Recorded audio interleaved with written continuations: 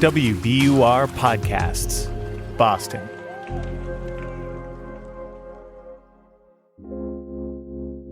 I'm Daryl C. Murphy, and you're listening to The Common. Winter will be here before you know it, folks. And as I'm sure you know, it can be pretty brutal around these parts. I just bought my winter coat, so I'm ready. But what you may not know is that energy prices are through the roof. But fret not, we reached out to WBUR senior climate and environment reporter Miriam Wasser for some tips because it could get pretty bad for some households, especially if money is already tight. Miriam, does that sound right to you? Yeah, this is going to be a really tough winter. We published a story about this recently and did some calculations.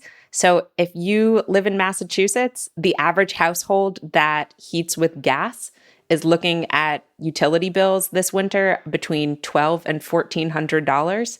So that's November to March. If you heat with electricity, you're probably going to pay $1,400. And if you heat with fuel oil or propane, you could be spending between $4,300 and $4,800 to heat your home. So yeah, this is really bad. It's really scary. Yeah, that's a huge amount of money, and I think people need some answers. You know, a couple months ago, you did a story with Mara Hoplamazian of New Hampshire Public Radio about why the utility bills are so high. Can you just kind of take us back and give us a quick recap of that story to give us a sense of how we got here? Yeah, sure. So that was a story where Mara and I looked at why electricity rates were spiking in New England and why they were rising in really uneven ways. And the fundamental cause of those higher electricity bills is the same reason your heating bill is going to be really high this winter, whether you heat with gas, oil, or electricity. And that is that fossil fuel prices are really, really high. A lot of this instability began last February when Russia invaded Ukraine and sent the whole global energy market into a frenzy. And as you know, if you drive a car and you go to the pump, like prices are really, really high. And here in New England, if you heat your home with gas, right, or oil, that makes sense, fossil fuels. And even if you use electricity, we primarily run our power grid on natural gas. So you can kind of blame fossil fuels for all of this. Okay. And so right now, should people worry about getting their energy shut off if they can't pay their bills? Should people be worried about that? No. So I'm glad you brought that up. That is a really important thing to note up top here, which is that generally speaking, in Massachusetts, it is illegal to turn off someone's heat in the wintertime if they cannot pay their bills. So people will not have their heat shut off for failure to pay your bill. You will not get cold this winter if you can't pay your bill. You will, however, continue to accrue that debt, though. So you will have to pay it at some point, but no, your heat is not going to get turned off. Okay. So this is purely a financial crisis that households are facing. So with that said, can you talk about some of the assistance that is out there to help people who might be struggling? Yes. And I'm going to lay out 3 different types of assistance that exist. Okay. So the first one is the biggest one, and this is a program called LIHEAP. It is Low Income Home Energy Assistance Program. You know the government and their acronyms. So better known as LIHEAP.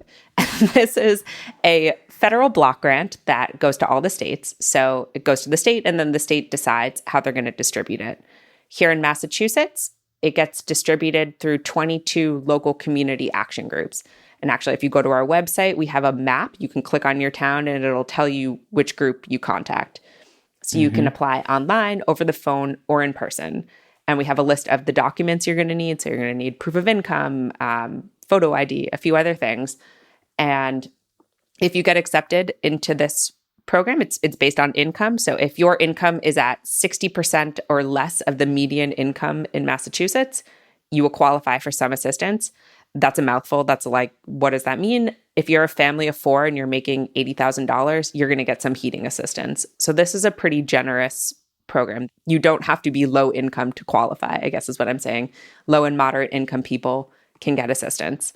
And the way the program works is that the LIHEAP program will contact your utility and they might say like, hey, National Grid, Miriam has $1,000 in her account this winter. And then my National Grid sends me a bill every month. Let's say it's $250 that gets credited from that account. So I'm not getting that $1,000, but it's being paid for on my behalf. So my benefits would last 4 months. So that's LIHEAP. The second category of assistance that exists are programs you can get directly through your utility. So I just want to say up front that utilities want you to pay your bills, and so they're going to go out of their way to help you find ways to pay them. So they're your partner on this. There are programs to help you budget out what you pay, so maybe you can spread the cost out over several months. There are programs that'll give you discounted fuel rates, and then there are programs to help you pay off debt. You know, if you continue paying your bills moving forward, they will cancel out what you owe in the past. That's bucket number 2. And then last but not least is something called the Good Neighbor Fund, which is run by the Salvation Army. And this is a program for emergency heating assistance, and it's given to people who don't qualify for LIHEAP. So you might be like at a slightly higher income threshold level, but you're in crisis and you need help right now. So those are the 3 options. It's very generous. And the thing that we just kept hearing again and again from experts is that people don't realize that they qualify. So go to our website. We have a box. You can put in the number of people that live in your house and your income threshold, and it'll give you a rough estimate of what you might be able to get. So there's assistance out there. Perfect. Now, what about for the people who may not necessarily qualify for assistance? You know, what are some tips that you can share to help people lower their energy bills? Sure. So it's like kind of a cliche to say at this point, but like the best way to lower your energy bill this winter is to use less energy. And there's a lot you can do. There's a lot you can do if you own your home, and there's a lot you can do even if you rent. So simple things would be, you know, changing out your light bulbs so you have more energy efficient light bulbs.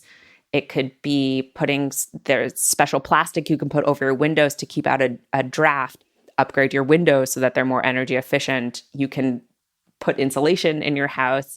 I think you'd be surprised to know that a lot of the really old houses in Boston just like don't have insulation, some of the old triple deckers. And there is a program out there for this. It is called Mass Save. If you pay an energy bill, you are helping to pay for this, so you should use the services.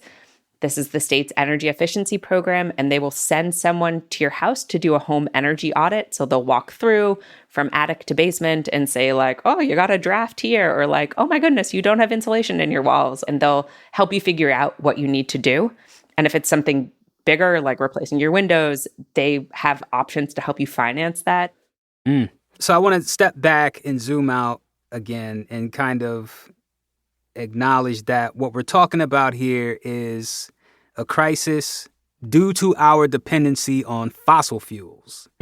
What are energy suppliers and state officials doing to help prevent something like this from happening again in the future? Yeah. So in part to help combat climate change, the state of Massachusetts is looking to source more of its energy from non-carbon emitting sources. So like renewables, right? The sun, the wind. And renewables have a wonderful benefit of not varying in price based on global conflicts. So Russia invades Ukraine, the cost of sunshine doesn't go up. So as we're doing that, in the long run, it will also help stabilize energy prices. So, you know, next year, the first big offshore wind project is going to come online. That's going to inject a ton of clean energy into the grid. And there's several more behind that coming. We have a lot of solar power. As we rely less and less on fossil fuels, prices should hopefully not spike the way that we're seeing it this winter. Another component of that, I would say, is that what we need to do is have homes be less dependent on oil and gas. So people will be using more electricity. And then we want to make sure that the electricity that they use doesn't emit a ton of carbon, but also, you know, and is renewable and therefore doesn't spike in price as much. Got it. Well, Miriam, thank you so much for coming through and sharing all this information. I could tell this is something that you are way, way into. And, you know, the region is so much possibly better too for much it. so. No such thing. To no rein such me thing. in. Thank you so much. This was awesome. Thanks, Daryl. Anytime. That's WBUR Senior Climate and Environment Reporter Miriam Wasser.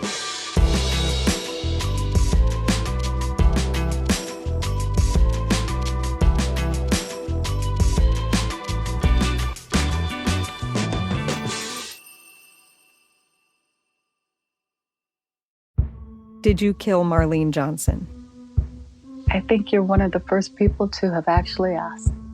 From WBUR and ZSP Media, this is Beyond All Repair, a new podcast about an unsolved murder that will leave you questioning everything. Somebody should be in jail for murdering my sister. A woman who's never been believed. As long as they think I have done this, then they're not looking for who actually did this. And that's what makes it a cold case. No, it's a botched case. And a search for the truth, once and for all. Wow, it just gets more interesting.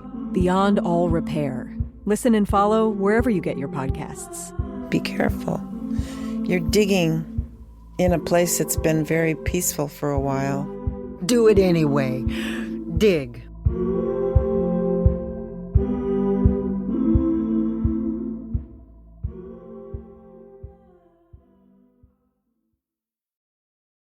All right, so before we go, I want to first thank you for starting your week off with us at The Common. Last Thursday, we gave you a local news quiz, and as promised, I have the answers here for you right now.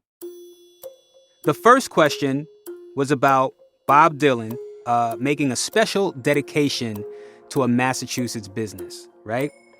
The answer to that question is Dunkin'. Duh, right? The funny thing is, I'm wondering, what does Bob Dylan typically order? You know what I mean? That would be very interesting. But anyways, I'm going to sidetrack. The next question was one about some strange signs popping up in a certain locale in greater Boston.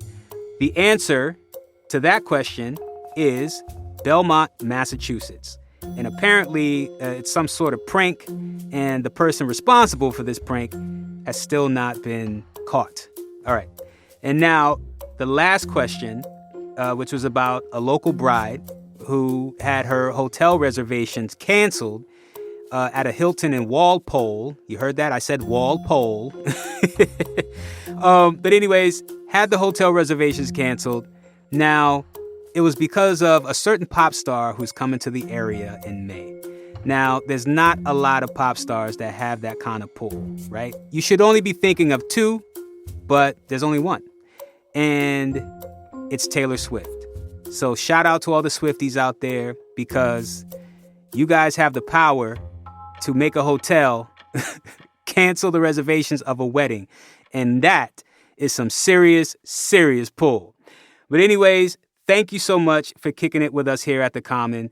As always, we love to hear from you, so drop us a line on Twitter at WBUR The Common, or send us an email at thecommon@wbur.org. Thank you so, so much. And as always, I'm Daryl C. Murphy. I'll talk to you tomorrow. Hey, I'll take a Dunkaccino. Extra cream. Maybe I'll have a everything bagel with plain cream cheese. And a corn muffin.